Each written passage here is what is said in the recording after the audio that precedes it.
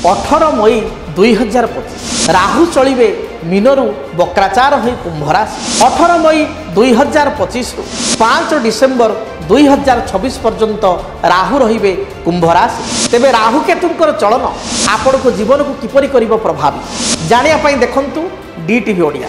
मेष ठारू मीन पर्यंत आपण मानक राशि राहु केतु चलन जानतु फलाफल देखंतु केवल डीटीवी ओडिया। देखिबा पई चैनल को सब्सक्राइब करंतु, आपण वीडियो को सर्च करंतु। राहु केतु संपर्क में निज राशि राहु केतु चलन एवं प्रभाव विषय में आपण जानि परिबे। देखंतु राहु चलन केवल डीटीवी ओडिया।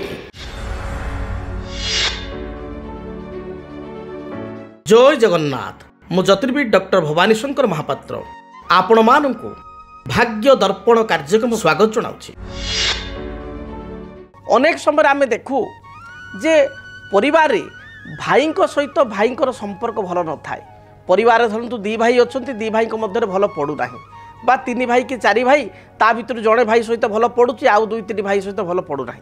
प्राय समय देखू भातृहेतुक बद अनेक परिवार वर्तमान देखा दूची लगी रही थाए। भाई सहित भाईर कलह लगी रहे। जन्म जातक आउ किछि परिवार देखू जे ग्रह स्थिति अनुसार भाई सहित भाईर सुसंपर्क मध्य थाए। भाई भाई मध्य जीवन दे थाए। भाई भाई मध्य त्याग करि थाए। जे भली भाव रे आपणकर रामचंद्र को पाई लक्ष्मण को त्याग भरत को त्याग से भली आम किछि परिवार देखू बड़ भाई पाई सान भाईर त्याग थाए।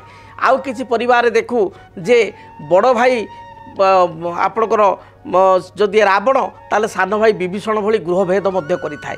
ये समस्या कौन पाई देखाई था, ये फरक टी जातक कौन पाई देखा दिए।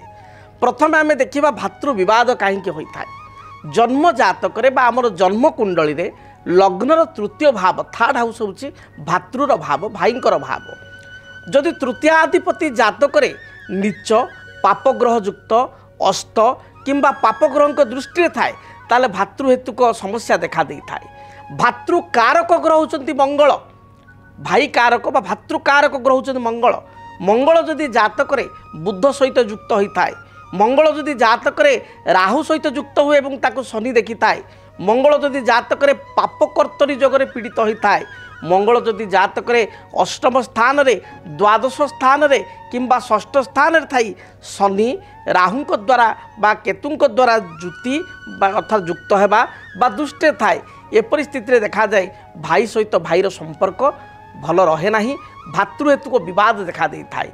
ठीक तार विपरीत जदि जातक मंगल उच्च थाई गुरुंक दृष्टि रे, मंगल जदि जातक तृतीयाधिपति सहित युक्त हो बृहस्पति दृष्टि एवं तृतीयाधिपति होचंती जातक मित्र कारक मंगलकर मित्र ग्रह एवं लग्न पाई जगकारक ग्रह। ए परिस्थिति रे भाई सहित उत्तम संपर्क रही थाए। भाई पाई भाई मध्य जीवन दे थाए। तेणु जन्म जातक तृतीय स्थान हूँ भातृस्थान एवं एकादश स्थान आम भातृ विचार करिपरिबा बड़ भाई ज्येष्ठ भ्राता। जदि आपण को बड़ भाई सहित संपर्क भल रहूना ताले एकादश भाव आपणकर अग्रज को आप ने। एकादश भाव में जदि शुभग्रह थांती ताले बड़ भाई सहित संपर्क उत्तम रही थाए। से भली तीन बा चारि भाई ताले आपणकर एकादश होचंती बड़ भाई, तो आपणकर तृतीय स्थान हूँ अनुज बा सान भाई, तृतीय अर्थात आउ गोटे सान भाई जदि अच्छी तीन को मध्य आपण कैलकुलेशन करें। जदि घरे भातृहेतु विवाद देखा दे थाए, गोटे कथार अच्छी जे क्षीर जदि खाई बसब घरे थी गाई आउ कोली जदि कर बसब संगे थी भाई। तेणु भाई हूँ भाईर बल।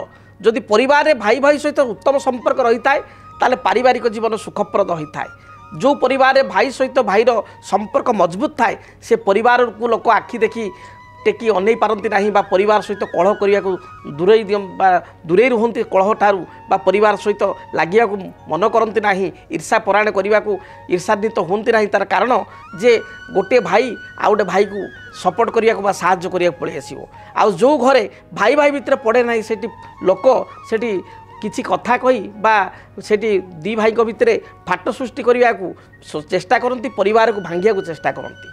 जदि आपणकर भाई सहित संपर्क भल रहू न थाए ताहले आपण शुक्ल पक्ष मंगलवार दिन मन रखंतु प्रतिकार कौन करेंगे। शुक्ल पक्ष मंगलवार दिन आपण गोटे अनंत मूल वृक्ष कुंडरे लगाई बा आमे ଗାମଲାରେ ଲଗାଇ ଚନ୍ଦନ ସିନ୍ଦୁର ଧୂପ ଦୀପ ଏବଂ ଲାଲ ରଙ୍ଗର ମନ୍ଦାର ଫୁଲ ଦେଇ ମଙ୍ଗଳବାର ଠାରୁ ପ୍ରତ୍ୟେକ ମଙ୍ଗଳବାର ଆପଣ ପୂଜା କରିବେ। ମଙ୍ଗଳବାର ଗୁଡ଼ିକରେ ଆପଣ କୌଣସି ଚୌକିଦାର ଯେଉଁମାନେ ଚୌକିଦାର ଗ୍ରାମ ରକ୍ଷକ ବା ସିକ୍ୟୁରିଟି ଗାର୍ଡ଼ ଏମାନଙ୍କୁ ଆପଣ ଅତି କମ୍ରେ 500 ଗ୍ରାମ ବା 1 କେଜି ମସୁର ଡାଲି ଏବଂ କିଛି ଗୁଡ଼ ଆପଣଙ୍କର 500 ବା 250 ଗୁଡ଼ ଏବଂ ଆପଣଙ୍କର 1 କେଜି ବା 500 ଗ୍ରାମର ମସୁର ଡାଲି ତାଙ୍କୁ ପ୍ରଦାନ କରନ୍ତୁ। ଦେଖିବେ ଭାଇଙ୍କ ସହିତ ଯେଉଁ ମତ ପାର୍ଥକ୍ୟ ରହୁଛି ମତାନ୍ତର ରହୁଛି ଏଇଭଳି କ୍ରମାଗତ ଭାବରେ ଆପଣ 21ଟି 22ଟି ମଙ୍ଗଳବାର କରିବା ଦ୍ୱାରା ଦେଖିବେ ପ୍ରଦାନ କରିବା ଦ୍ୱାରା ମସୁର ଡାଲି ଏବଂ ଗୁଡ଼ ଭାଇଙ୍କ ସହିତ ସୁସମ୍ପର୍କ ସ୍ଥାପନ ହୋଇପାରିବ। ସେହିଭଳି ଯଦି ଆପଣ ପ୍ରତ୍ୟେକ ଦିନ ଘରେ ସୁନ୍ଦରକାଣ୍ଡ ପାଠ କରିବେ ତାଦ୍ୱାରା ମଧ୍ୟ ଭାଇଙ୍କ ସହିତ ଯେଉଁ ମନୋମାଳିନ୍ୟତା ରହିଛି ବା ସମ୍ପର୍କ ଖରାପ ହେଉଛି ତାହା ମଧ୍ୟ ଦୂରୀଭୂତ ହେବ। जदि आपणक जीवन में व्यक्तिगत पारिवारिक समस्या कर्मक्षेत्र नियुक्ति वैवाहिक समस्या वास्तुदोष एवं माली मकदमा आदि समस्या थाए ताहेले समस्यार समाधान और परामर्श पाई आमको जोगाजोग करंतु। ज्योतिर्विद doctor Bhabani Shankar Mahapatra, Budheswari colony, plot number 26, Bhubaneswar. Phone number 9776833302 9439444924। आमर वेबसाइट www.srijagannathastro.com। DTV ओडिया देखिवा पई सब्सक्राइब करंतु एवं बेल आइकन को मध्य दबाई दियंतु।